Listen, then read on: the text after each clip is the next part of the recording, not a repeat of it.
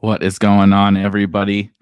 Matt is back. It is week 13. I cannot believe that we are on to week 13 already, nearing season's almost over, man. Oh my gosh, we're near the fantasy football playoffs for our season long and best ball bros. We're nearing the end of the regular season and into the actual NFL playoffs. It's crazy to think that we're almost here, but I guess, it is almost, we're closing in on Christmas. So I guess I should not be that surprised, but man, it feels like it has really flown by. I remember hopping on here week one and everything that we talked about in week one here on the show. And here, yeah, exactly. Don't get too happy here with the compliments. Dude, 2 weeks ago, you couldn't fix a tire, and last week you weren't here. Yeah, all I know is we're at a point now, based on where we were at in week one. We're now at a place where the Seahawks are going to the Rams as 8-point favorites. Yeah, it's crazy. We say this every year, and like every show I've done for the last 3 weeks, we say all these kinds of cliche things like, oh my gosh, the injuries this year, or oh my gosh, we didn't see this thing coming. I do feel like this year, because now we're kind of removed from the pandemic aspect, right? It was like those couple years where it was kind of largely pandemic related issues and stress and all that kind of stuff. Yeah. Weird. It was just weird. This is like, man, all these young players going down. The Super Bowl champions are basically shutting it down and tanking, even though they don't even have their draft pick. That is very weird. The Seahawks are really good, and no one on the planet thought that was going to happen. So I think Geno Smith is way better than Russell Wilson. That's what I was exactly about to say. Yeah, Geno and Russ flipped bodies and talents or whatever. Exactly. So, but we're to this point in the season where I think a lot of people would say, well, now we know, right? Now we know everything, but I actually think we start to get into like almost a second wave of chaos at this point in the season, right? We're having the Rams shut it down. Teams are having injuries. One I've been talking about on some other shows this week that we're not going to get to here, but like Tristan Wirfs going down for the Bucks is like something that people, these things pile up, man. And you get to Christian Darrisaw, right? You're getting all these different guys who are actually impactful to teams, games, totals, DFS. But it's like we think we know all these teams by now by week 13, but it's kind of this, like I said, this second wave almost of chaos. Well, the Bucks are 3.5-point favorites at home. 3.5. Saints win, lose by 3 and still cover. You would have thought a game or two that we'll talk about today, particularly maybe the last two that we're trying to decide between. We never would have thought that those would be in play as other than a narrative for one of them, I guess, as a game for us to talk about as a GPP game stack over the Bucks Saints. But we're no one even said like, wait, we need to do we need to talk about Bucks Saints? That's just like throw that game in the garbage. That game's on Monday Night Football, guys. Oh, see, look at this. I'm not prepared as the host, but anyway, on to the real meat and potatoes, the fun. Let's start with the game of the week, right? I don't think we can start this show with any other game besides Chiefs Bengals. There's a lot of fun games this week, I think, and we're going to talk about a bunch of them. I'm so happy to be on the show. That's why I want to be on the show this week. I was like, I'm going to be on the Stack Fest this week. This is a good week for be on the Stack Fest. Last week, Dario and I were struggling to figure out different. We figured it out as we talked through it, but we didn't come into the show with like, okay, we got to talk about these games this week, particularly with Chiefs and Bengals. This is very clearly, the game of the week for real football, but probably also for DFS. You have Patrick Mahomes and the Chiefs that are an unstoppable force, and Joe Burrow has been pretty good even without Jamar Chase, and now all reports today are that Jamar Chase is good to go for Sunday. So we have a theoretically full strength Bengals with not quite a full strength Chiefs, but maybe some guys stepping into some new roles with some other guys banged up that kind of still make them fairly full strength. Dario, what's your first takeaway with this game, obviously from a DFS slant? I looked at Patrick Mahomes' projected ownership on DraftKings, and I don't know why it's only 5%. That's my first takeaway is you would have thought that Patrick Mahomes in a 52.5 point game total would be top 3 in quarterback ownership easily. So the fact he's not up there, obviously you're going to have to pay up for Mahomes, but we've seen it with Josh Allen weeks where everyone's like, this is the week you pay up for Josh Allen. It's without question. And I think that's because the Bengals defense has been pretty good. We probably all have that second half inability to move the ball on the Bengals in the AFC Championship game kind of present in our minds.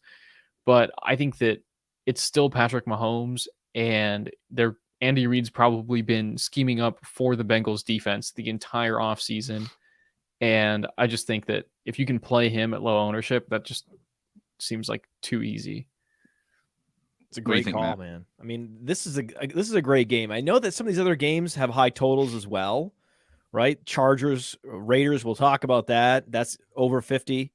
And of course, Lions, Jaguars over 50. But I mean, this is the game, right? This is the game, right? It's partially a function of the defenses being so easy to score on is why we're so interested in, Jaguars, Lions, and, the pace of play is fast and the defenses are soft. This is just about the quarterbacks. This is like Burrow, Mahomes.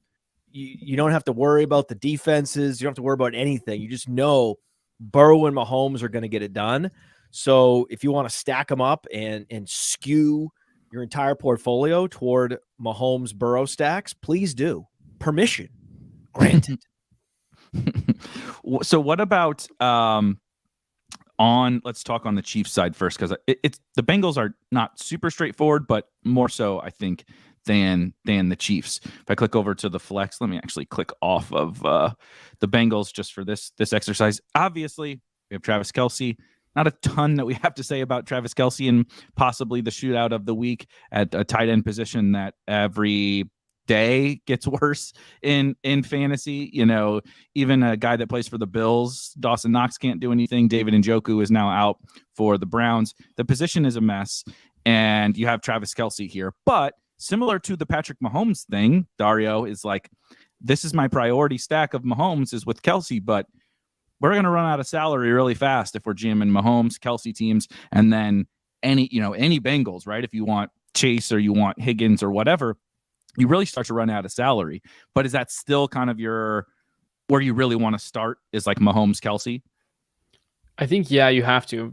Kelce has been just unstoppable this year. We've seen 3-touchdown game, a 4-touchdown game. Like, the last thing you want to do is stack Mahomes, and then the entire offensive production goes through Kelce, and you're just like toast because you didn't stack him with Kelce like everyone else did.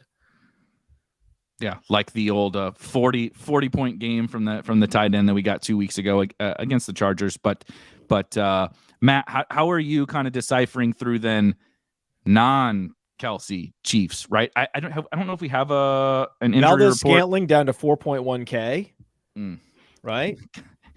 No. Wash, rinse, repeat for MVS. Yes, you don't have to sign me up. You don't have to. You don't have to sign you up. Yes. What about Sky Moore, guys? I definitely feel like Sky Moore. Like the problem with Marquez Valdez-Scantling, 3 consecutive weeks. Look at the snap share: 80%, 70%, 60%. And if you look, it's going down, and you look at the snap shares for Sky Moore, Dario, 25%, 37%, 45%. He's directly eating his lunch. See, here's one thing I will say. I still like both of them in tournaments. Being out there for 60% of pick one of them. They're out there for 50 to 60% at these prices. That's how you afford Mahomes. That's how you afford Mahomes, Kelce, whatever. Pick Sky. I would play not both of them in the same lineup, but like if Sky just stays at that 30% or whatever, right? This whole like growth isn't necessary. It's being linear right now. Growth and regression are being linear right now, but between these two guys just slowly going up this hill. But that's like not like, look at James Cook last night. It's generally like not how it works, right? Usually it's like a switch flips on. And so that could be the thing for Sky Moore. It's like, okay, we've seen enough now. If he would stop fumbling, we would have already seen, the 70% of snaps or whatever. But I think you could almost make a case, we're just spitballing here, like Mahomes making your Mahomes stacks have one of on DraftKings, have one of Sky or MVS in them, because I do kind of feel like it's not that one of them has to get there.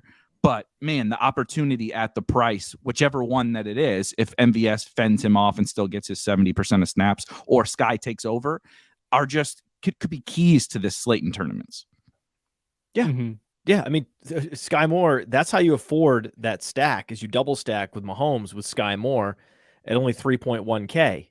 If I told you that, a second round pick runs a 4.4, was a dominant college player, is coming off 2 consecutive 6-target games where his snap share has been going up 10% every week, and he's still 3.1K, he'd be the punt play wide receiver that everyone's playing this week.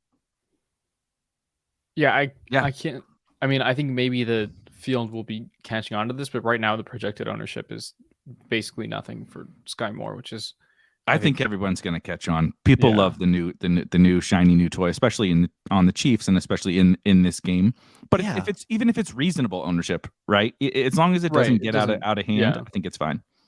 I mean, we saw with Garrett Wilson last week, right? Everyone was like, "Oh, he's 4.3K or something like that." Super cheap. Yep. And crazy chalky, and it's like he got there.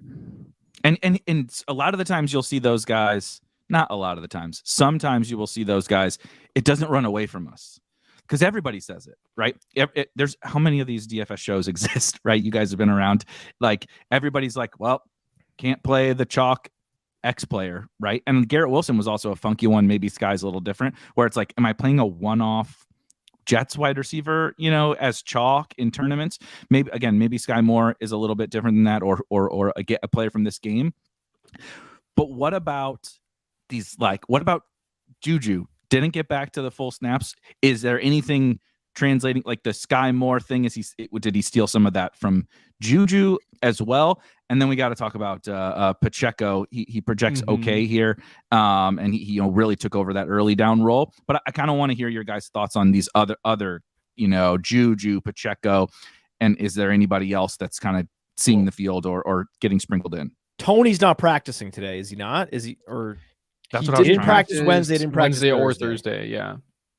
So we're assuming no Kadarius Toney. Right. Yeah. Well, that's big, right? That's big. I think that's why the projected ownership right now, not knowing where Toney is low on Sky Moore. I think once Kadarius Toney's ruled out, Sky Moore is going to pop.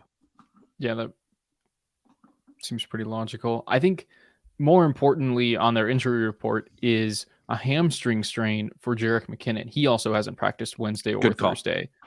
And if Pacheco can get even half of his targets, don't do this to me, then he's like completely nuclear.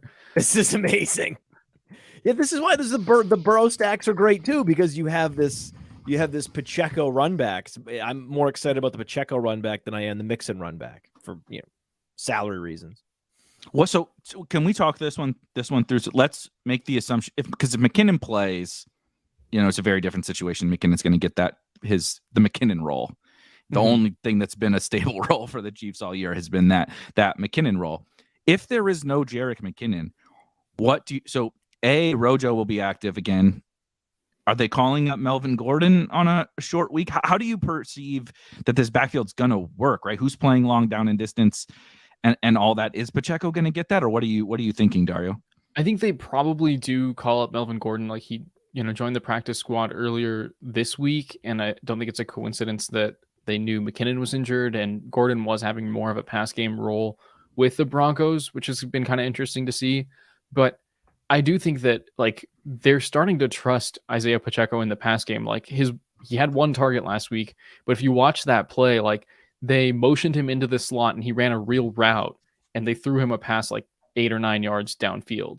Mm-hmm. So I think that is pretty significant as opposed to that having one target been a dump off. And then, I mean, his pass blocking grade per PFF has been the worst in the backfield. So I think that's the biggest thing with trusting Pacheco. But I think that he probably would still see an uptick in snaps with more obvious run plays going to Rojo, kind of like last week where Rojo mixed in for a couple carries, and then maybe Melvin Gordon getting some really long down and distance third downs. Even if Pacheco can get half of that work that was McKinnon's and then the other half goes to Gordon, that's huge for Pacheco's upside. What are you talking about? A potential 70% snap share, because his snap share last week was 55%. 2 weeks ago against Jacksonville, it was 60%. So you shave off 60% or 30% of these snaps that we're getting to McKinnon every week, if not 50%, depending on the game script. Suddenly you give him an extra 10% and give the rest to Gordon, and you sprinkle in some Ronald Jones. Yeah, we're talking about if you can get Pacheco at a 60% snap share in this game, because he also has breakaway run potential. It's not just all the red zone visits and the red zone carries, which he's going to get a bunch of. It's these breakaway runs that we have not seen yet that we are going to see. He only has 2 touchdowns on the year. And we saw what can happen again each of these last 2 weeks. I try to pull up his game log. If you just get kind of the combination of these two things and tack on that 10-20% that you guys are talking about, right? Just think about it with rough basic 10% math, right? So he runs for 100 yards, doesn't have the Stone breakaway game or the Stone, breakaway 60-yard touchdown, but 5.1 yards per carry, 7.1 yards per carry in those 2 games ago and 3 games ago, right? So the efficiency on the ground, despite not all the snaps, was there. Then last week we lose the efficiency on the ground against the Rams, but we get the goal line touchdown.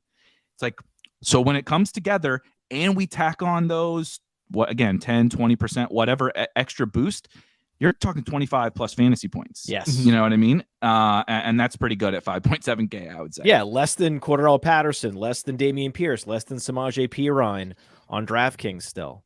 And the game environment is pristine. Like, it doesn't get any better than a 52.5 game total with 2 elite quarterbacks. I mean, the only thing could be better is if it was, at Kansas City. That's it. If it was at Kansas City, it'd be a little bit better for Pacheco, but that's it.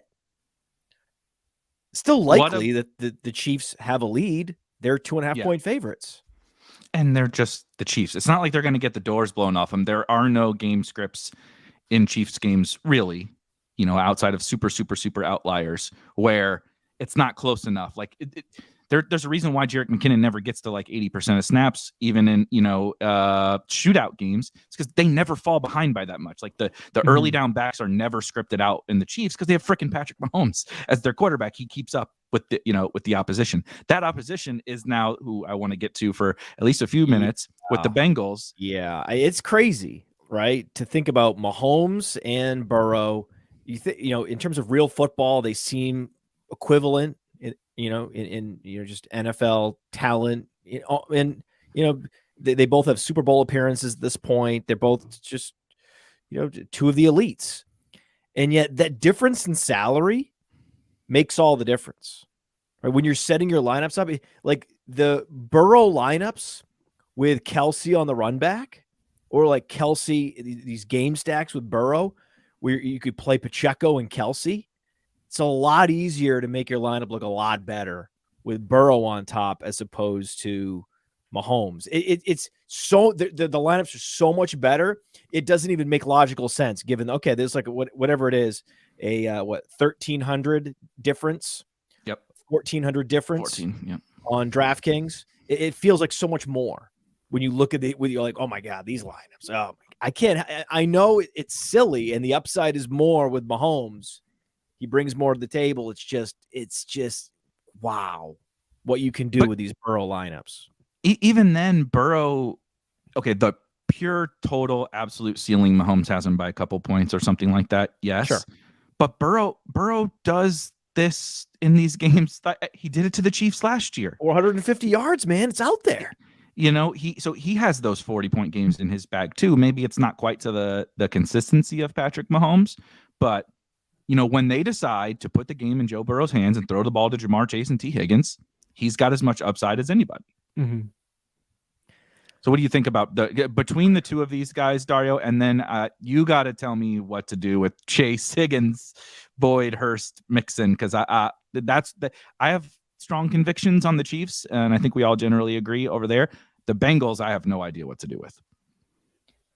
It's kind of gone under the radar how good Joe Burrow has been this year, which is hard to believe I'm saying that out loud because everyone loves Joe Burrow, but he's like currently the QB4 in fantasy in points per game. And we all were ranking him in like 7 to 10 range, right? It's like, oh, he's not going to keep up like being as efficient as he's been. Like he's kind of done that, and no one's really talking about it. He's got the second most touchdowns in the league behind Mahomes, passing at least. So I think that he's very much shown that he's here to stay as an elite quarterback without a doubt. And I think that you have to fire up Chase. Like you can, I read, there was like a Twitter thread yesterday where someone, like the beat reporter, kind of had like an extended explanation from Jamar Chase, kind of like what happened with his hip and how he like sort of partially injured it during the Saints game. And then the Falcons game, he like re-injured it right before halftime. And then he's just like kind of a crazy dude. And when he was like, oh yeah, when I get my adrenaline going, like I'll play through anything. And then the next day he was like, I could barely walk. And then now he's kind of gotten back to the point. He's like, yeah, I'm practicing full go. Like I don't feel a thing. I'm fine. So I think Jamar Chase, if he was playing through what he was playing through in the 2 games, the 230 burgers that he gave you before he like out of nowhere went on the IR, like you got to trust him in this game. If it were a high ankle, I wouldn't play him. Right? Would not play him. Right? We talked about this with Amon-Ra St. Brown. Like, give him a couple weeks. And then sure enough, boom, he's back, right? This hip injury is unique. There aren't that many injuries like this every year. And a lot of these guys go on the IR for the rest of the year and they're out with these hip injuries. So this is a weird one where I'm not sure-footed at all about this injury. And I would not want to fade Chase and then get absolutely steamrolled by him. Like you can't let that happen. Not in this game, not with the lineups you can build with Burrow. You just can't let it. You can't do it. Like my first instinct was, let's take it easy, right? Like we can always play Chase next week. But that's what my instinct's always like that with guys coming back from injury. Always.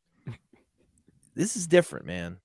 I don't know. And look at Burrow. I mean, Burrow had 9 rush attempts last week. He has 4 rushing touchdowns on the season. Yeah, I agree. The ceiling different. I don't understand his salary. I don't understand what the Draftkings salary algorithm was doing with him. 6.9. Play him. I mean, play him and play some Chase. I don't know if I don't know how aggressively process wise going all in on a guy coming off multi-week injury is almost never a good idea though. That's where I appreciate your research, Dario, and I'm on board, right? I'm on board. And the beauty is, the projected ownership from Chris Gimino on RotoGrinders, pretty low on Jamar Chase. Yeah. Given the game environment, you would have thought top 15. He's at 7.5%. It's a great spot for him, man. This is pretty great. I think you're going to have to be over the field on that's such a weird. I can't believe I'm saying it. I think what is so fascinating to me about Chase totally fits into this is that I have this sorted by projected ownership on this is all flex plays in this game, so obviously no quarterbacks. T, interestingly enough, is the one catching the ownership right now. Yeah. I think his projection is a little bit inflated. Like he projects for more points right now, but I think that's part of like what Matt was talking about with you bake in a little bit of that injury risk with Chase. So that brings down his, and if you take down Chase's projection, right, you either have to give it to someone else or you got to pull down Burrow and you got to pull down all the Bengals and everything. Well, we're not going to do that. So it kind of goes to T. So T projects for a little bit more points, which is driving some more ownership. If you get Jamar Chase it would be one thing if he was coming back, maybe he was underpriced and it was like, oh God, everybody's going to play him. But that's not that's not what we're expecting to happen here. And you just have the tight end that can blow away the field, both of the quarterbacks that could blow away the field, and to me, mostly just Jamar Chase that can blow away the field at wide receiver. But then you also have those punt wide receivers on the Chiefs side, or Pacheco, who's also cheap at running back. It just like fits together so well. It fits really well. Everything that you want in like the stack, you know what I mean? We talk about this. We've talked about this with like Lamar stacks, maybe more so when they had Bateman, right? Dolphins and all that kind of stuff. It was always just like, well, all you need is the tight end, in this game, the best tight end in the NFL to do his thing, and then the second best wide receiver in the NFL to do his thing, and it's 2 superstar quarterbacks. It's like it just blends together so well. It does. Dario, you take your Chase stacks, your Higgins stacks, You could play Kelley on the run back with Pacheco. Like you said, it fits together so well. There are inexpensive running back options available to make these lineups work. Zonovan Knight. I'm still skeptical about Travis Etienne. So you have Jermichael Hasty potentially. So there's Sky Moore at 3. There's plenty of salary savings out there this week to make these lineups work. Just chef's kiss. Can Dario, can you walk me through? We got schoolfortechnicalanalysis.com in the chat, which is an impressive YouTube name, but is in on T. Is diving back in on T. If you had to kind of break down what you want to do kind of amongst those Bengals skill guys to kind of wrap this game up, how are you deciphering? How are you prioritizing Chase T? Is there any Boyd, any Hurst in non-Kelley lineups, Mixon, or is it just a little bit more Chase for you? I think that I'll probably want to be like ahead of the field on Chase, a little bit like kind of pretty close to even in exposure to them, maybe a slight edge to Higgins, but kind of be below the field on Higgins, ahead of the field on Chase, which you can still end up with more Higgins. Higgins has been absolutely balling this year. Like, I'm not opposed to buying on him right now.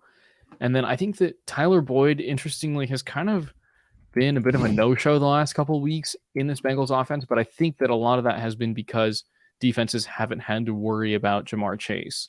So there's definitely some room for him to kind of come back onto the scene in a big way, or at least like see more than 4 targets like he saw last week. In Chase's absence, doesn't this just feel so Boyd? I was just gonna say, doesn't it? I mean, isn't it really? Yeah. It just feels like it's almost like from miles and like from space you can see it. Mm-hmm. I was literally gonna say that same thing. I'm like, thank you, Dario, for the much better analysis that I'm giving, but it just feels like Tyler Boyd. You know what I mean? Like, I don't have any. I've never had that feeling. Like the whole back of my neck, all the hairs, man. It's like a whisper in the wind. Yeah. Oh man, Dario was whispering in the wind. Yeah. Don't forget about Boyd. Get him in. That's why we have these optimizers, man. That's why we have the lineup genius. One thing it just auto generates these lineups. When you're putting Burrow on top or you're putting Mahomes on top, it's gonna and you dial up the correlation. It's gonna give you tons of Boyd lineups. You don't have to worry about it. It's stuff that the human mind, where our biases are, we wouldn't have done it. Recency bias and vividness bias and all these things that would push you away from a Tyler Boyd. The algorithm will push him into lineups and give you plenty in your portfolio. That's the beauty of it. Yeah, I mean, he projects for, this is not like some awesome projection, but if you see in your upper right-hand portion of your screen on DraftKings at 5,300, which has got to be the cheapest he's been in a long time, for 10 points. So then when you pull him into your game stacks, he projects fine. And that's when you kind of get a little, boost. The correlation and all that stuff gives you a little bit of a boost. And the next thing you know, you're actually not giving up that much, like from a projection or upside or anything like that. And I think he's the way, like if I want to double stack Burrow, right? I'm just envisioning Burrow, Chase, or Higgins, whichever you prefer, with Boyd, the punt, say Sky Moore, and Kelley. You have a $5,300 wide receiver, a affordable enough quarterback, and a punt wide receiver. That's how you fit all these guys, right? Then you got your you technically can fit Burrow with Chase and Higgins and Kelley if you punt flex a running back and a wide receiver. You could, if you punt 3 positions, you just can punt the rest of your lineup entirely. Yes, exactly. Sky Moore is an essential element of that particular configuration. But I just like, again, how it comes together is like, and I think Tyler Boyd is a little bit of a piece of that. I also think I have not looked into this for last week, but if I recall 2 weeks ago, it was so everybody thought it'd be the real Mike Thomas stepping in for Chase, and it was Trenton Irwin. Mm-hmm. And he was playing more in the slot, and they moved Tyler Boyd out wide, which I do not think is good for him and his fantasy viability. He's not really that kind of guy that wins on the outside like that. He's not big enough or fast enough. Yeah, but in the middle and against this Chiefs defense, I think is a good It's spot. Yeah, exactly. the perfect setup, man. I really like it. So anyway, sadly, it's the perfect setup. But 2 touchdowns from a guy that's low 5s on DraftKings. Giddy up, baby. Any last things, Dario? And on that note, we didn't talk about Joe Mixon. That was basically the one guy we didn't talk about. After being out here a game and a half or whatever it was, are we doing anything with him or just sticking to the pass game? Matt, would you like to talk about the 12-hour by 12-hour injury analysis? Oh my God, they did it again. They did it. So Eric, we decoded on the Mind of Mansion podcast. We've decoded what all these injury designations from coaches mean. That day to day means week to week, and week to week means month to month. And then they threw us a curveball with Josh Allen, hour to hour, right? Hour to hour actually does mean day to day. Okay. But now every 12 hours, I've decoded every 12. He's 12 hours to 12 hours. That's every other day to every other day. That's what that means. So now he's every other day to every other day. I don't love that. The nice thing is, though, if he's out, then Pirine becomes an affordable option, even though Pirine is technically, as we talked about, more expensive than Pacheco. But you love playing Pirine in that spot. If Mixon is active, having been questionable, but it's just a concussion, though. The concussion is not a lower body. Mm-hmm. So if he's active coming off a concussion, you've got to just mix him in. That's another. He's very similar to Boyd in that way, in that you learned your lesson, Eric. You can't leave him out just because you don't get excited. Our human psychological biases. We tend to dismiss Joe Mixon 7.1K, but it is a home game. Right. And he does have 3 touchdown potential. He has 5 touchdown potential, apparently. So we got to mix him into some lineups. Right. Yeah. You got to do it. You got to do it. You can't leave him out. You got to. I think that we pretty much summed that one up. But I think we've talked about the Chiefs a lot, obviously, as pretty much any game stacking show is ever going to do. What's fun about this game is that, if you're multi-entering, even if it's 3 entry max or something like that, there's so many ways to build very quality, high upside lineups. We just talked through how many skill position players on both sides and both quarterbacks and contingency plans, right? McKinnon, no McKinnon, Mixon, no Mixon. All of that allows you to build, some chalkier lineups with maybe some unique pieces from other games, or getting kind of off the board in this game. These guys aren't that chalky, though. That's the thing. They're not as chalky as they should be. No one's as chalky as they should be, except for Higgins on this whole set from this game. That's why our methodology is that you focus on particular games and you game stack. And if and when these things shoot out, and they blast past 70 total points scored, these lineups are cashing in a big, big way. And it wasn't even that hard to see it, right? So, yeah, we double the field on Jace, double the field on Pacheco, double the field on a lot of these guys, and skew your whole portfolio toward this game. And everyone's going to be slapping their forehead on Sunday afternoon. The opposite of kind of that game from what you were talking about with and the ownership side of things, but I get it, is Jags and Lions. And this was, I like how you mentioned earlier, Matt, that the Chiefs Bengals is 2 juggernaut offenses, crazy high upside offenses. But the reason, there's a little bit of pricing, of course, in DFS, but the defenses are respectable, right? They're not great, but they're respectable. Both of these defenses stink. And everybody's been playing guys against these 2 defenses, particularly the Lions for 5 years, but both of these defenses all year. And it's fairly condensed, particularly on the Detroit side, at least in the passing game.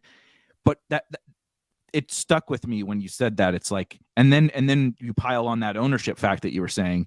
And it's of course I like this game. I see the reason why people like this game, but everyone is playing the guys from this game, and it's not necessarily because the offenses are so awesome that we expect a complete or another shootout. It's just the defenses stink.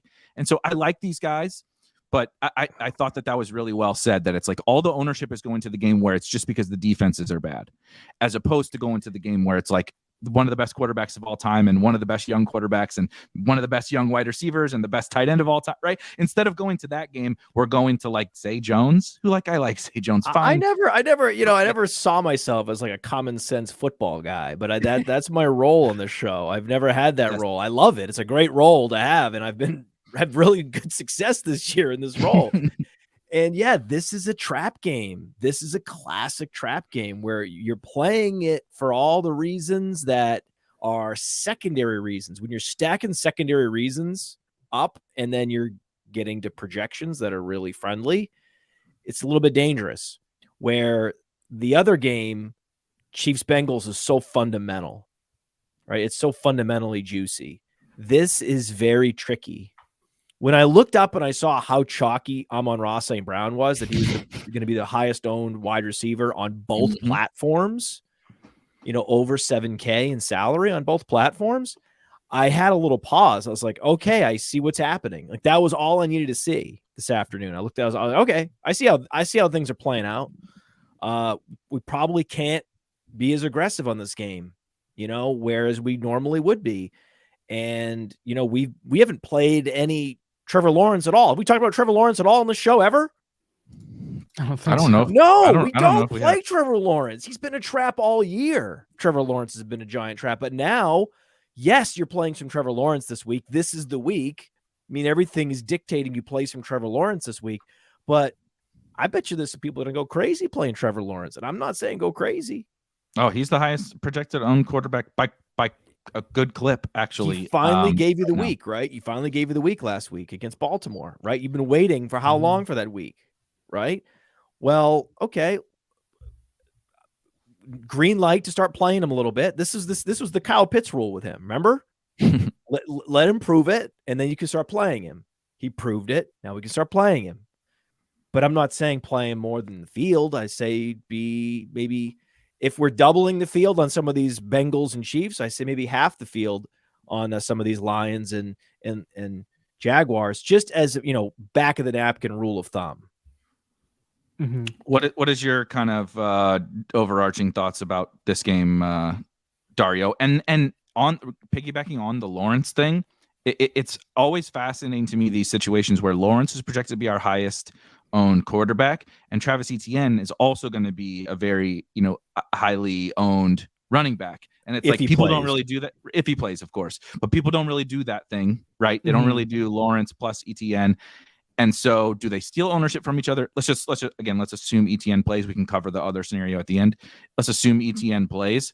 How do you view both of them? And then just kind of, again, your overarching thoughts on this game. I do think that, Trevor Lawrence kind of proved himself last week. He put together like a pretty good game-winning drive, made a lot of great throws. I think a lot of people who have been strongly in the Trevor Lawrence camp pointed to that game and said he's finally arrived, which, I mean, taking a year and a half for the number one overall pick is not ideal, but put that aside. He's like, this is obviously the matchup you want to play him in, but I do think if he's incredibly chalky, Christian Kirk and Zay Jones are both incredibly chalky. Like, there's such if you're stacking Lawrence, the way too obvious way to play this game is double stack him with Kirk and Jones and then bring it back with Amon-Ra. And then if you're not playing Lawrence in your lineups, like every optimizer on earth is going to have Travis Etienne in it because his salary has just plummeted, even though he's still going to be a stud. But we also do think that there are some concerns with Etienne's workload this week. So I don't know. Yeah, I think this is. I'm with Matt here. This game is kind of screaming trap to me, like the Star Wars meme guy. I mean, there should be like a skull rating next to some of these games, man. Honestly, like skull and crossbones. Yeah, I think the hard part for me with this game actually is probably Etienne, because if using Matt's kind of injury rule from before, if he was healthy and he'd been humming along like he was doing, and he was 6,400 against the Lions, no health concerns, I would be like, okay, like I like to be contrarian. I'm not fading that. But now we do have this uncertainty, right? You tell me what to project him for workload wise, because I don't have any idea. It could be a DeAndre Swift situation, or he could be back to 80, 90%. I have way no too idea. scary, man, for him to be this chalky. It's way too scary. He hurt his foot. He was out for the year with a foot injury last year. They have nothing to play for. What are we talking about? Jermichael Hasty just had 5 catches. Travis Etienne's never had more than 3. What are we talking about, man? This is the opposite of the Joe Mixon bias, right? Where Joe Mixon just feels boring. Travis Etienne feels exciting. He feels like he has a lot of upside. And you see a couple 20-point games there in a row. Hey, yeah. Not based on what he was doing in the passing game, based on touchdowns. Right? Man. Yeah. And then it's like, but it's the Lions. Yeah, but okay. The Lions aren't giving up that many fantasy points to opposing running backs. I was a little bit shocked about where they ranked among defenses versus running backs. So it's just man. It's just I know there's not a lot of metrics behind this except like maybe wait for a guy to be super active in the passing game before you get this excited in a full PPR format. Yeah, I think that's a great point, that his game this season has been built on his rushing efficiency, right? We saw in like the London game against the Broncos, he was just breaking off 10-yard runs every time he got the ball. Same thing against the Raiders, right? So if that's what's built his like fantasy standing to this point, and it was the touchdowns too that helped get him there, and if any of that is even compromised by the foot injury, it's a pretty concerning profile very quickly. They're not going to give him 20 touches. What? If they do, that's negligence, right? Mm-hmm. I mean, what? I mean, I just can't. I'm like, what? You want to cross him off your list? Fine. Do not play him. Fine. Like it because the way to play this game is with Lawrence stacks anyway. It's not like you're stacking Goff, right? And whenever we play a quarterback, we always go straight to the target share of the running back to determine whether or not that running back deserves to be stacked with that quarterback or whether there's negative correlation. There's negative correlation between Etienne and Trevor Lawrence. Does anyone know? Has this been talked about yet? You said you listen to all these podcasts, Eric. What the hell's happening? Yeah, I don't know. That's why I brought it up. And those are the kinds of situations. It's funny because those are the kinds of situations where I end up, and we're all definitely on the same page with this. It ends up being like, look, if this game blows up, like I didn't do this remember the Seattle and Detroit game earlier this year. I didn't like full fade it. I think I ended up playing mostly Rashad Penny in that game, which like worked, but everybody on the Seahawks worked. They scored like 50 points. But it feels like, of course, I'm not projecting this to be a low scoring game, but like it doesn't mean there has to be someone I need in tournaments in this game. Like it could be 28-24. 2 touchdowns to Jamal Agnew.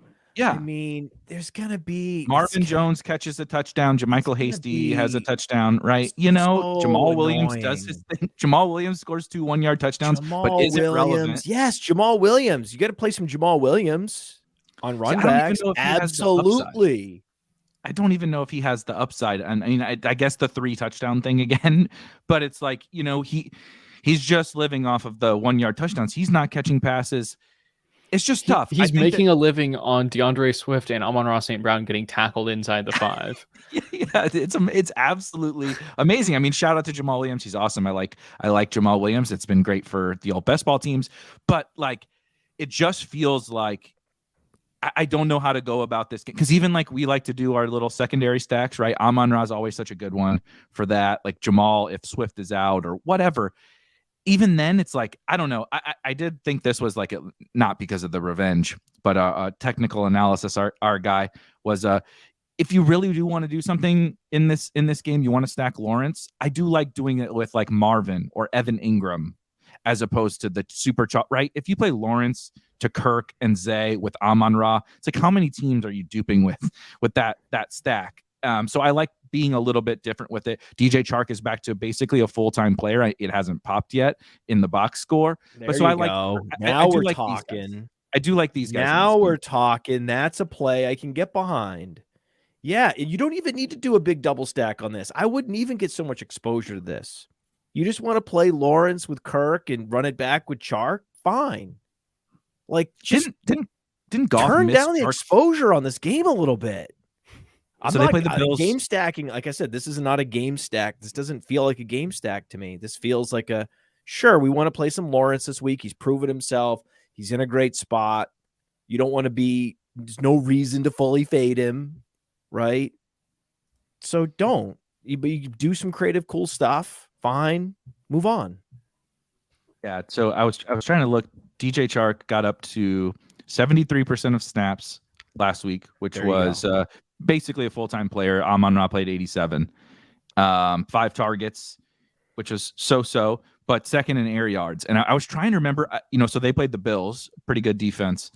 I thought that Chark was wide open for a touchdown that Goff missed him on like a 50-yard touchdown. That is true. That happened. I believe so. I couldn't remember. It was a little early and it was Thanksgiving, but I was pretty sure that happened. And so I think we talked about all the guys we don't really like as much as the field here, but I think DJ Chark would be the guy that, like, if I'm going to flag plant somebody in this game for tournaments, I think it would be him. There you go. Yeah. And, Christian Kirk is getting the air yards. Right, yep. Christian Kirk is getting the target share. Christian Kirk is the clear number one there. I mean, he's technically not a true number one, but he's not that expensive. It's an amazing smash spot. Like, I understand why he's so chalky, but he's not as chalky as Amon-Ra St. Brown. So, play some Kirk. Sure. Yeah, it's kind of the same as Matt said, Dario said, as we've said about a lot of, like, there's no reason, like you said, to full fade this game across all your lineups or whatever. But I think we made it fairly clear about our feelings about Chiefs Bengals, and then kind of comparing the two when you use ownership, when you factor in ownership and everything. It's just maybe find your way to some DJ Chark, right? Some of these other guys, and mix and match through your Amon-Ra's and Kirks and Zays and Lawrence stacks or whatever. But don't go crazy overboard. A game I'm pretty interested in hearing you guys' take on that is much more close to rivaling the Chiefs game for me is Chargers and Raiders. Thank you. And that is, again, very similarly to what we talked about with, like, why are we playing these guys? It's not just because of, it's the Lions defense, right? I never want to say I'm playing this guy and start with that Lions defense matchup. I want to start with something about that player or that offense. And both of these offenses have that. Not necessarily Derek Carr. He's fine. But Devontae Adams, that dude, pretty good. Foster Moreau finally came through last week. Dario, shout out to us for finally chasing the Foster. We told people to stick through it for one more week, and he delivered. Finally delivered. Big touchdown. Devontae didn't go, totally crazy, but I don't think that matters here. He can do that in this spot. And the Chargers are going to be, I believe, again, right, without Mike Williams. And so you have Keenan Allen, Josh Palmer, DeAndre Carter popped last week. A lot of fun pieces in my absence. In this game. Yes. It was fun. Had Moreau and DeAndre Carter on the afternoon slate, and nearly shipped everything until the Josh Jacobs overtime touchdown buried me. But it was a very fun brand moment of Foster Moreau coming through and DeAndre Carter coming through for some money. But anyway, Matt, kick this one off, because I think this one is kind of like it's definitely not Chiefs Bengals, but it feels a little bit more fun for tournaments for me than maybe our so much better of a game to play than the last game we just talked about. I love it. What a gift this week. And we talk, the ownership we don't talk about enough is, you don't want to invest the same amount in GPPs week in, week out, right? There's some weeks when you want to, turn up the dial a little bit. When are those weeks? Weeks like this. Weeks when we can identify with ease the games to play. So, okay, you're dialing it up to say, you're at least your average spend. Okay, good. Then you see the field going after, like, the skull and crossbones game, right? So if the field is now putting money down on the skull and crossbones square, now you turn up the dial even more, right? This is a week to really invest, because who are you investing in? Oh, I don't know. Burrow, Mahomes, and Herbert, right? Yeah, this isn't a Pickett week, right? Come on, man, do it. Like, you feel good about it. You're stacking Herbert, Devontae Adams on the run back. Who doesn't want that, man? That's what we're talking about. Josh Palmer, right? His ownership is how much lower than Zay Jones this week? Oh, dude, Zay Jones is like 10 times the ownership of Josh Palmer. Yeah, and these are similar players. These are similar players. Their salaries aren't that much far apart. And what's the big difference? What is there? There isn't a big difference, but yet there's just perception. And Zay Jones coming off the big game, his one big game in the season, right? Lawrence had a big game, his one big, winning DFS game of the season. Zay Jones with his only big game of the season. And again, I can't figure out it. Every week I sit down and I'm like, oh, wow, cool. I'm surprised. I didn't realize everyone would be on this very smart, savvy play. And then I sit down some weeks and I'm like, I can't believe people are falling for that play. That's crazy.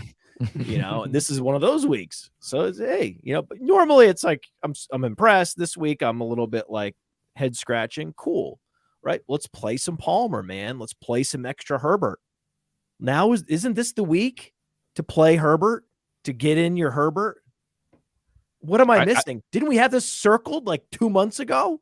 Yeah, I think the Raiders matchup has become at least as good, if not better, than the Lions matchup from a opposing offense perspective. So we have this situation where the Lions are just like everybody's been playing guys successfully against and it's still a good matchup, of course, but playing guys against the Lions for years, it has just been like, oh, that running back 6,200 against the Lions, he's going to smash. Got to play him, right? Trevor Lawrence is cheap. Got to play the cheap quarterback against the Lions. People have just been doing this for so long.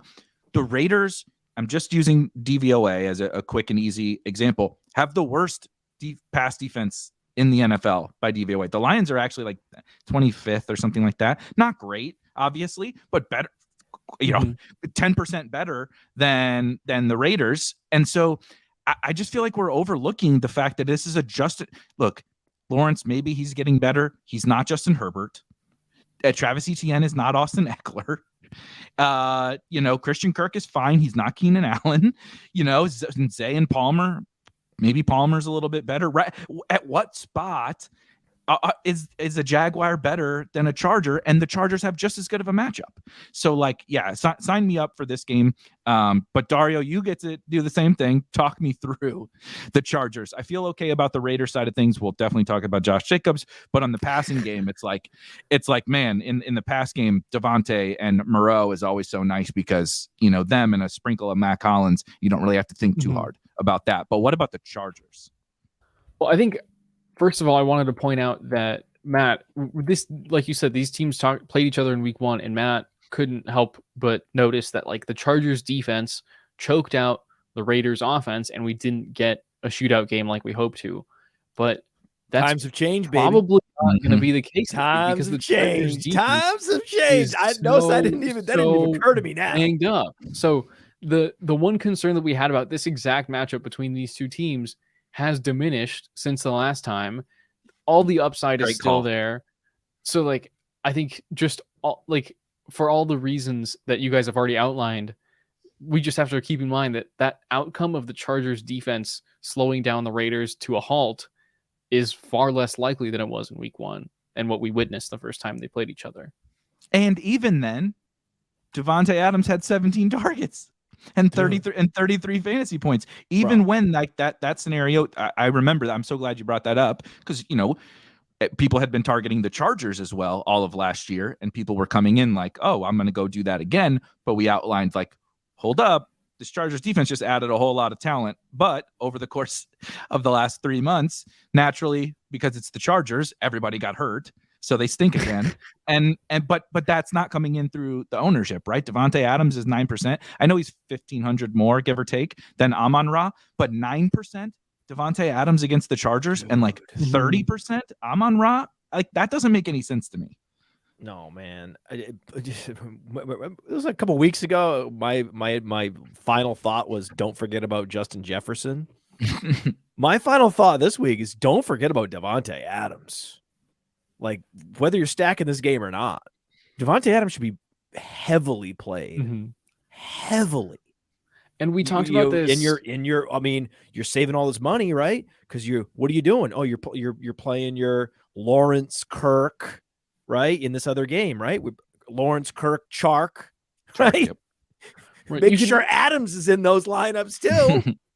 And you can build like fairly like there are unique ways that you can build Chiefs Bengals that you can still get Davante in there, right? Like 100%. If you do Burrow with Boyd and Hurst or something like that, you don't even have to go this cheap, right? But you can play pieces that we really like in that game and still spend a good chunk of money on Davante or Eckler. I mean, God, the Davante Eckler skinny stack, that is super. If you want to play Lawrence, fine. Play that Eckler Davante Adams skinny stack and get some actual firepower. Yeah. Eckler had 15 targets last week, and it wasn't the most targets he's had in a game this season. That's unreal. Yeah. Absolutely unreal. 15. I mean, and they won. Eckler's correct? cheap at 8.5K. Yeah, they came back and won that game. That was a crazy game. Yeah, it was a very good game. One thing I do think we have to touch on, because we're all very excited about Davante, and I think rightfully so. A low-key, even better thing about Davante, if people are playing Raiders, they're just playing Josh Jacobs. Look at what Josh Jacobs has done this year. Look at what he did last week. But I think, he seems to be fine. But dude, if there's ever a week, again, using Matt's kind of injury type stuff, if there's a week for them to scale him back a little bit, I know that they need to win, blah, blah, blah, blah, blah. McDaniels is probably playing for the locker room, whatever, all the stories that have come out about kind of how big of an asshole he is and stuff this year, probably not going over great. But if Josh Jacobs has a calf strain, calf strain. He hurt it last week. They weren't even sure if he was going to play. Mm-hmm. Then 33 attempts they gave him. Yeah. Then he puts the team on his back, and now he's like kind of barely practicing this week or whatever. And I know it's the Chargers. It's a great matchup. I mean, James Conner did well against this, and James Conner lost his juice 3 years ago. But like, I do feel like Jacobs is a little bit of a trappy proposition as well, kind of similar to the ETN and that whole game. And so it's like, man, I can just Josh Jacobs was averaging 15 fantasy points per game the last 4 games, the month before the Seahawks game. Okay, which was his exact career average. It's what he averages every year. It's just this one game. We're going to change everything we think about this guy. It's really funny. Like if you do look at this box score, and then I do want to hand over the Jacobs and continued assessment in this game to you, Dario. But like, isn't it so funny? So we had the 50-point game, right? And then we had that stretch where he was kind of unstoppable there. The rest of the season is like, of course, these 20-point games are nice, but I mean, it's nothing like that of a $9,500 running back on Fanduel. Mm-hmm. He's priced like Christian McCaffrey used to be, you know, and he's not that. And so, do I expect a bad game? Of course not. Do I want to play him, especially alongside some other chalky pieces in tournaments and spend all my money here? I don't know, probably not. But what are you what are you thinking, Dario? I think it's a tragedy that we haven't mentioned Mac Hollins yet. Okay, he's automatic. Now we're talking, because he's just such like his involvement has been locked in. He's had good games already, and Renfro and Darren Waller are still nowhere to be found.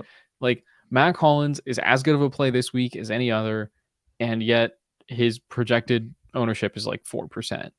Oh, love it. And he's still 4,600 on DraftKings and 5,900 on FanDuel. Mac Hollins and Josh Palmer. I'm like, guys, have you been just?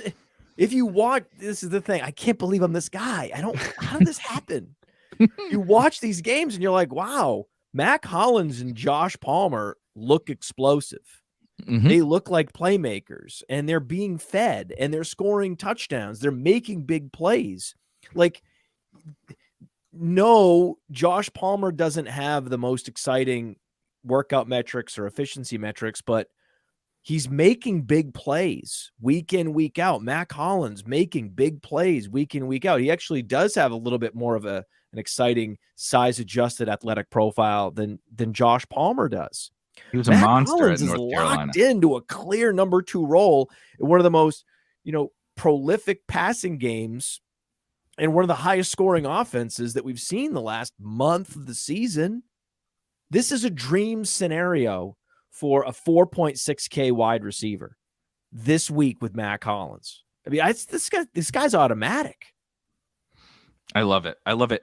I love bringing up these wide receivers. We get into this all the time on the show. It's probably my favorite part of the show. But it's like everybody, when you look at projections or whatever, ownership and such, it's like, well, Zay Jones and Christian Kirk and Amon-Ra. And we're like, no, Mac Hollins, right? Josh Palmer.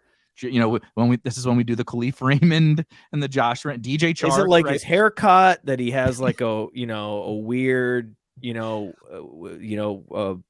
puffy haircut? You know what I mean?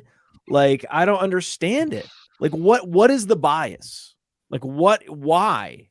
Like, why do people love Travis Etienne and they're dismissing Mac? Like, I don't understand the psychological biases. I don't understand them all the time. It just. This is one of those weeks where there's a lot going on where I'm like, why don't you people like player X and why are you in love with player Z? It doesn't make sense. Yeah. And even more so, I would add, it's not even just like, why do you like Travis Etienne or why do you like Christian Kirk or whatever? We keep going back to that game. It's just the easy example, right? I don't have really a negative thing to say about Amon-Ra St. Brown. He's great. He's going to get a lot of targets, whatever. But it's not that those guys are necessarily bad. It is that we just named like 20 dudes across 3 games that are like pretty close, maybe better, right? Mac Hollins, Josh Palmer, they're maybe better than Zay Jones as plays, DFS plays, but the ownership is like minuscule compared to it. So it's like, what are we going to do in tournaments? Play 3% Mac Hollins or play 25% Zay Jones? Like, well, obviously I'm going to play. They're like the same thing. It's like the Chark is 3.8K. I mean, come on. This is so a great, like I said, this is why you can so easily skinny stack Eckler and Adams.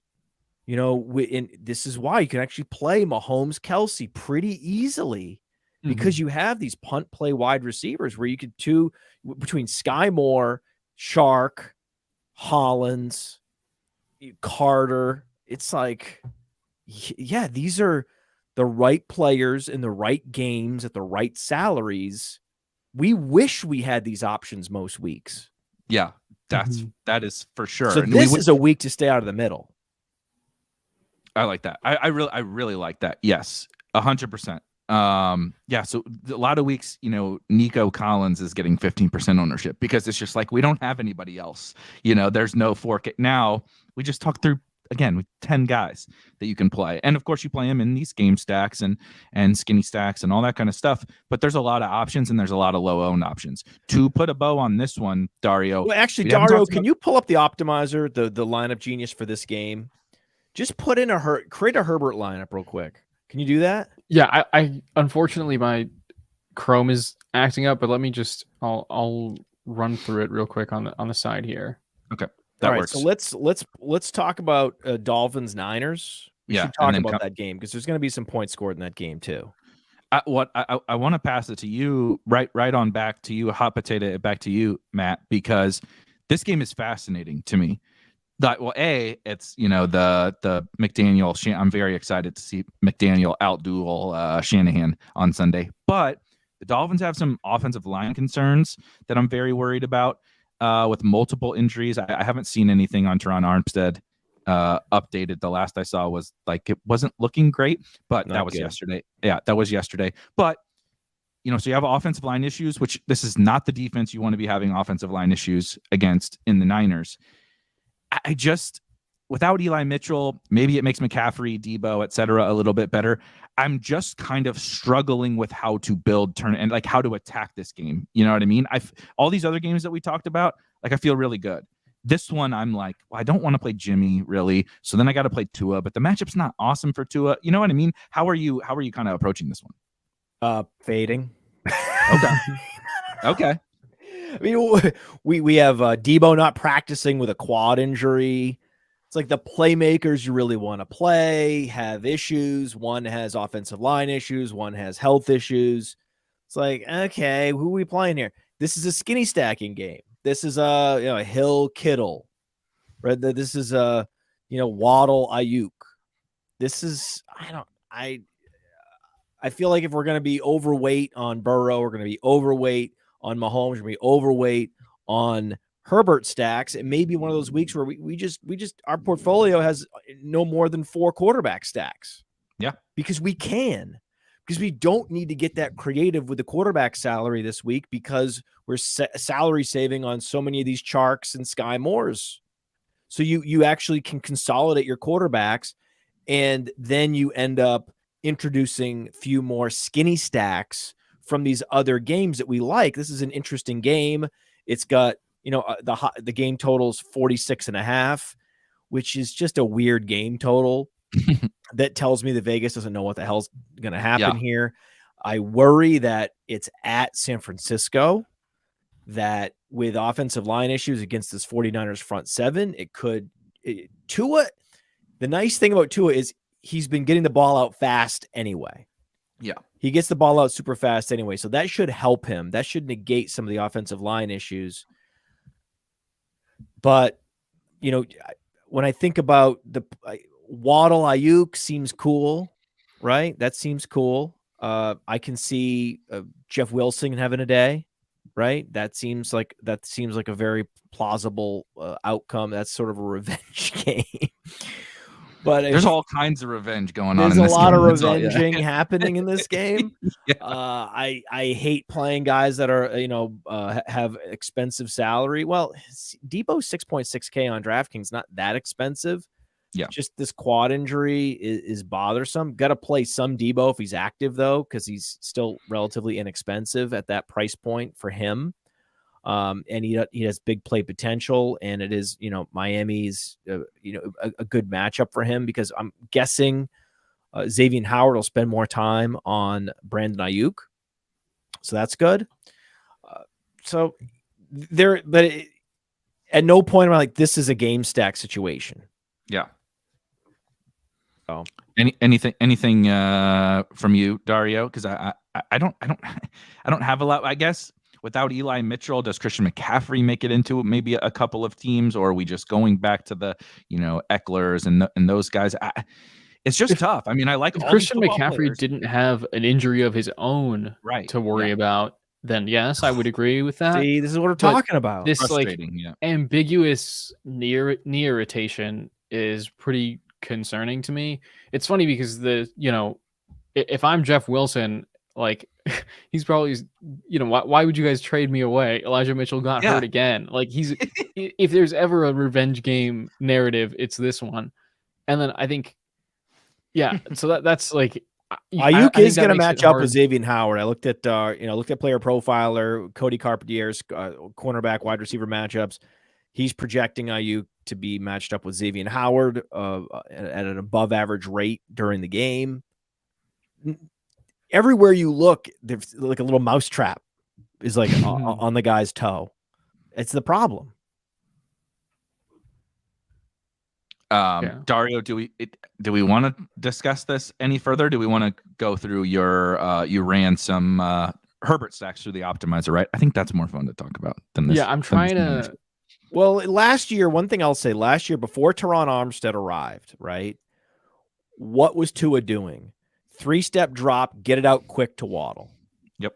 So that's what he was doing last year with no Armstead, with no pass protection.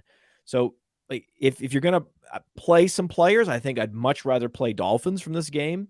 Play Waddle, play some Jeff Wilson, and dabble a little bit with with a little Debo and a little Ayuk and a little Kittle, maybe Waddle Kittle, right? I mean that's maybe the preferred skinny stack, and that's about it.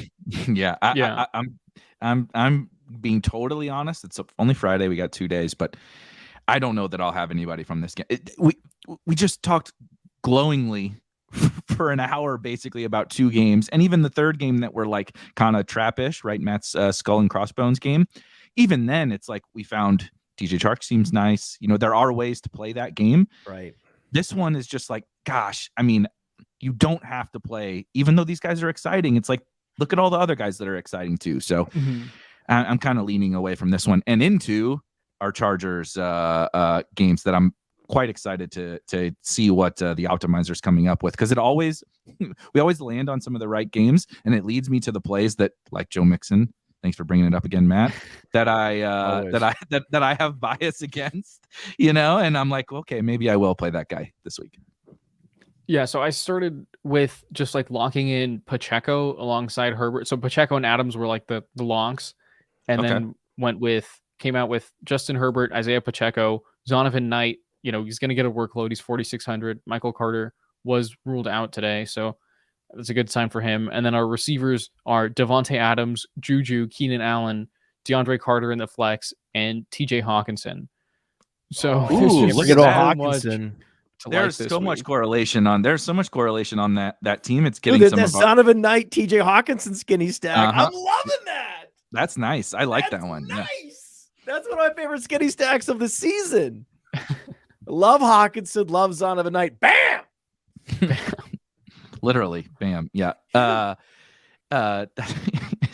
Like Harrison Bryant's gonna make a lot of Eric's lineups. Like literally. I'm like, I know literally. Yeah, literally. But I'm just laughing because that is this show. If you clipped something from every single one of these shows, it's getting excited about Khalif Raymond or Bam Knight. People, the overwhelming majority of the world did not know who Zonovan Knight was. They certainly didn't know that his nickname was Bam before last week. And now Matt's favorite skinny stack of the season is Zonovan Knight and TJ Hawkinson, who wasn't even on this team. Tell me I'm off base here. No, it's just hilarious that like other people would be like, I think my favorite skinny stack is, Amon Ra and whatever, Stephon Diggs last week. His is Bam Knight and TJ Hawkinson, who's on a new team this year. That was wow, that was magic to my ear. Can you show that on the screen, Dario?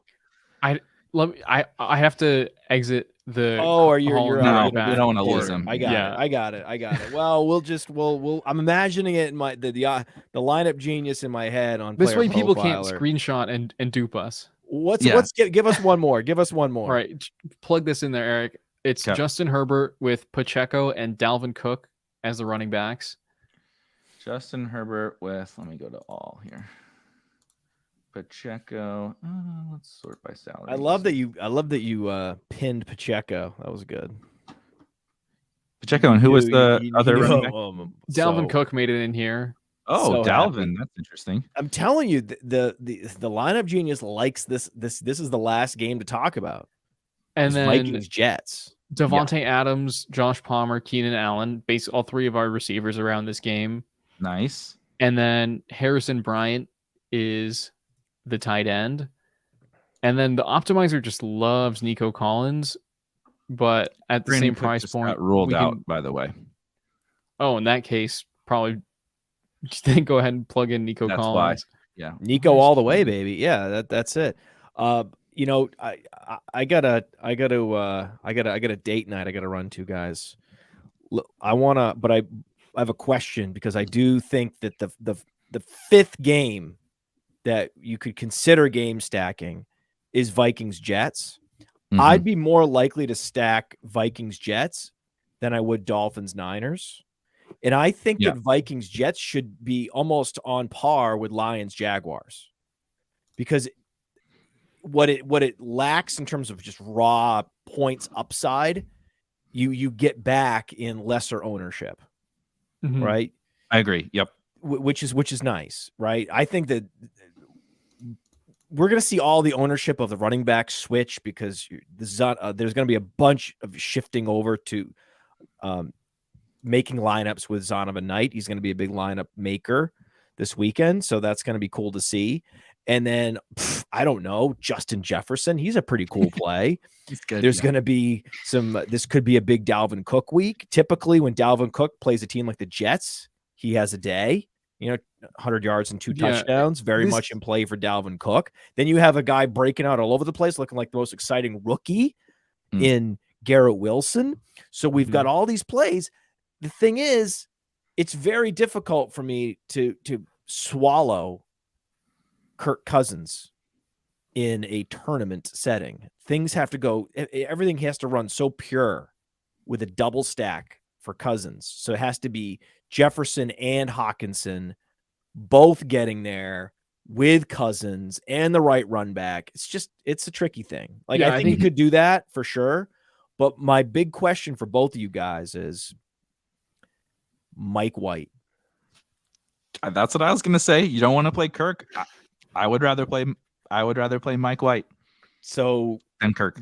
There's a green light there. I think especially with the price. Yeah, I was going to say, I think Mike White, like, is he a better play than Trevor Lawrence this week if you factor in ownership? Oh, stop it. Yes. I'm so you happy guys, I'm in love. You guys are, this is now my favorite show of the season. You guys are really making my day. But why, like, seriously, why isn't he? Lawrence, we waited a year and a half, as Dario said, to get that game. And he scored the same amount of fantasy points that Mike White did. Private White. Look at him. He looks like he's about to report for basic training.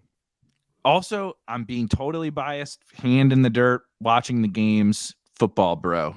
That's what I'm talking about. He looked awesome. Mike That's White what I'm talking about. Awesome. Guts. We're talking about grit. Right? I mean, he is the opposite of Zach Wilson in every way. Right? I mean, I'm Mike White, dude. You're Mike White.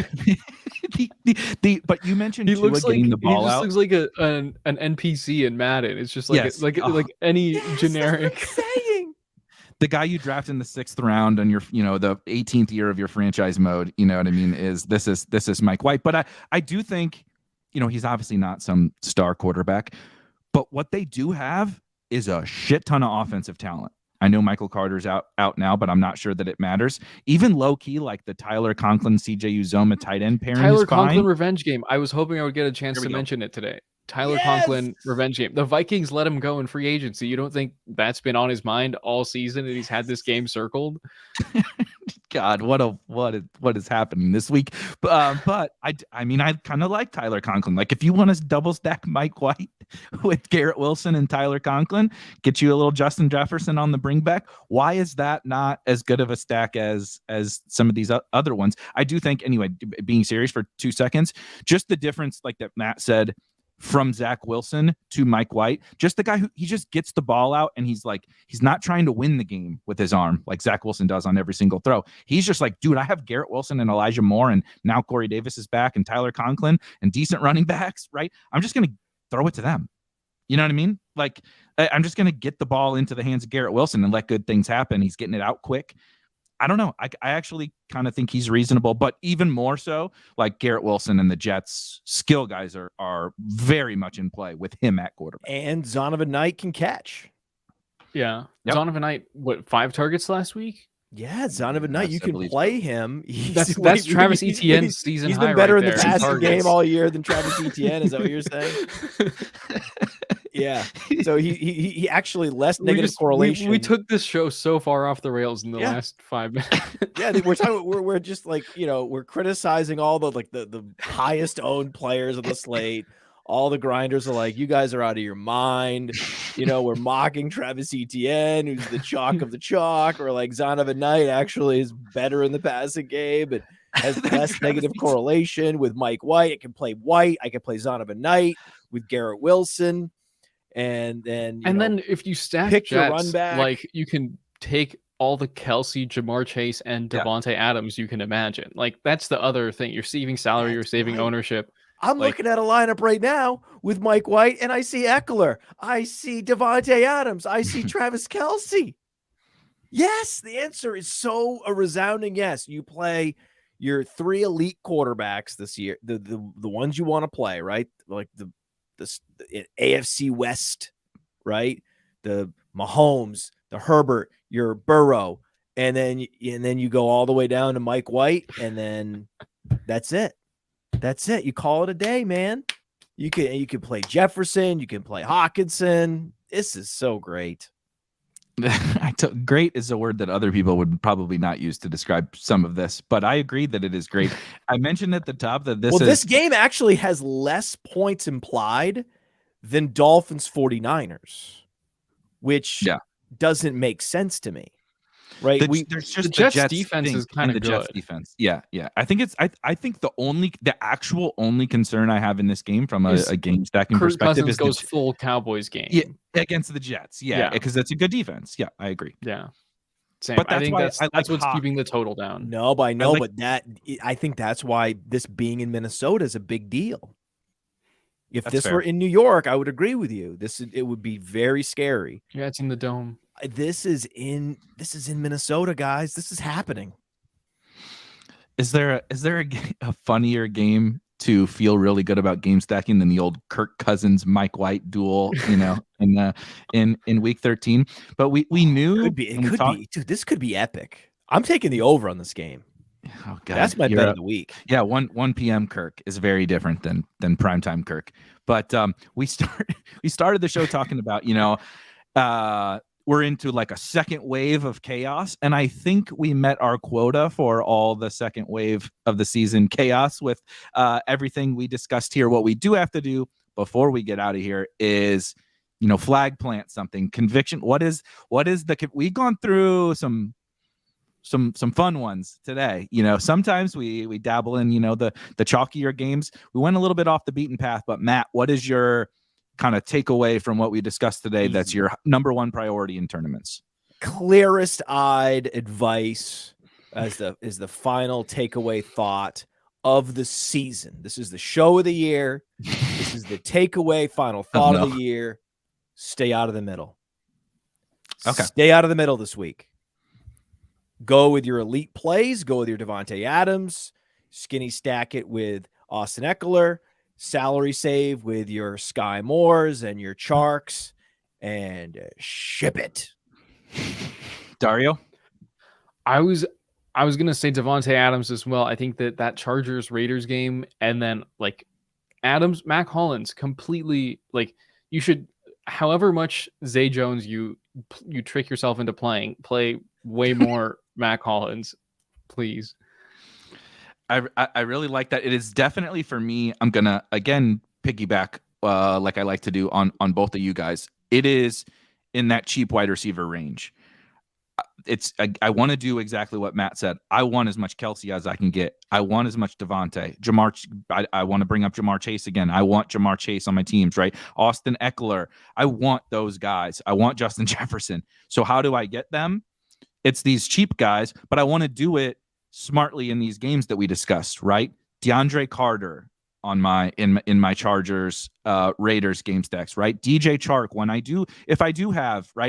if I did trick myself into playing Zay Jones, or so if I need a punt tight end and I go to Evan Ingram instead, now let's use DJ Chark as my salary filler at the wide receiver position. There's so many of those guys. Nico Collins, we talked about. You want to play Nick Chubb as a technical analysis is calling the Chubb 203 game, which I don't even think is really that crazy. You want to spend up for Nick Chubb. Again, there's your stars and scrubs thing. Mm-hmm. Go get Nick Chubb. Use Nico Collins on the other side. There's all these cheap wide receivers that are like legit good plays. This isn't dumpster diving for Braxton Berrios, on the Jets when everybody else is out. This is dumpster diving for really actual guys that can put up 25 plus fantasy points. So stars and scrubs, go get your Mac Hollins and DJ Charks and DeAndre Carters of the world, and ship it with the superstars and one long Mac Hollins touchdown.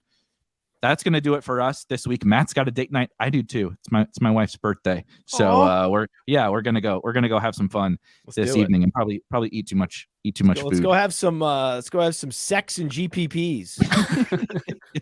Yeah. Good thing she doesn't listen to the shows. For myself and for Matt and Dario, and of course Steve, back on the ones and twos. We'll see you guys in week 14 off of hopefully a big rousing success in our quote unquote show of the year, as Matt said.